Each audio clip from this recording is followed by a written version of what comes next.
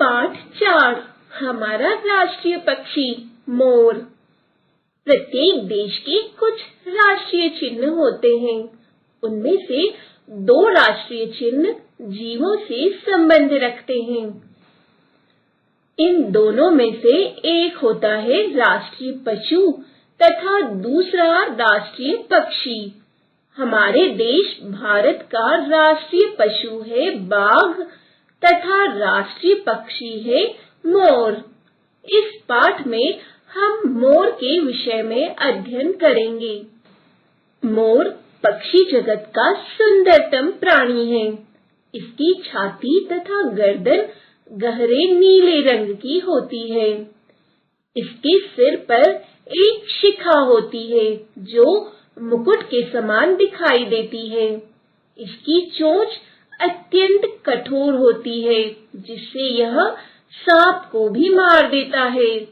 इसकी घुमावदार गर्दन देखने में बहुत मनमोहक होती है, विशेषतः जब यह भूमि पर धीरे धीरे चलता है। मोर की पीठ चमकीले गहरे हरे रंग की होती है तथा उदर बादामी रंग का होता है। इसके पंख बहुत लंबे होते हैं। उनका दमकता हुआ रंग भी गाढ़ा हरा होता है। पंखों में जामुनी रंग के आंखों के समान दिखाई देने वाले गोल धब्बे होते हैं। यह धब्बे इसके पंखों की छवि को 4 चांद लगा देते हैं। मोर के शरीर की लंबाई कुल मिलाकर लगभग 2 मीटर होती है। मोर के पांव श्वेत रंग के होते हैं जिनमें असीम बल होता है। इसी कारण मोर भूमि पर बहुत तीव्र गति से दौड़ सकता है। मोर उड़ तो सकता है परंतु पंखों के असाधारण भार के कारण बहुत कम दूरी तक।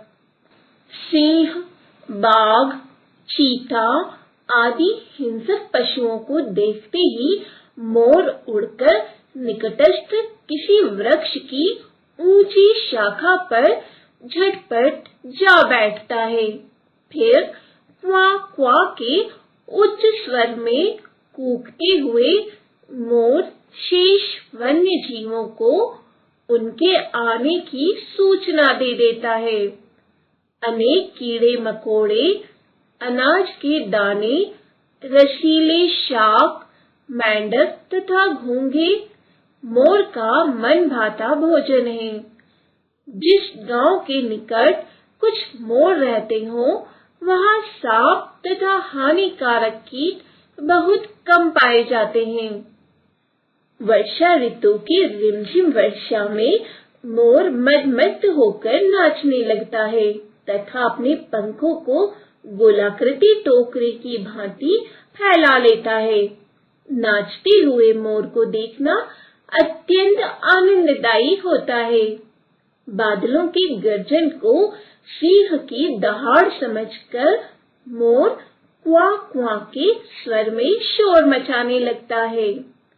मोर घोंसला नहीं बनाता, किसी झाड़ी तथा उथले गड्ढे में घास फूस डालकर अपना घर बना लेता है, परंतु सियार तथा लोमड़ियां इसके घर के आसपास इसके अंडों की खोज में घूमते रहते हैं।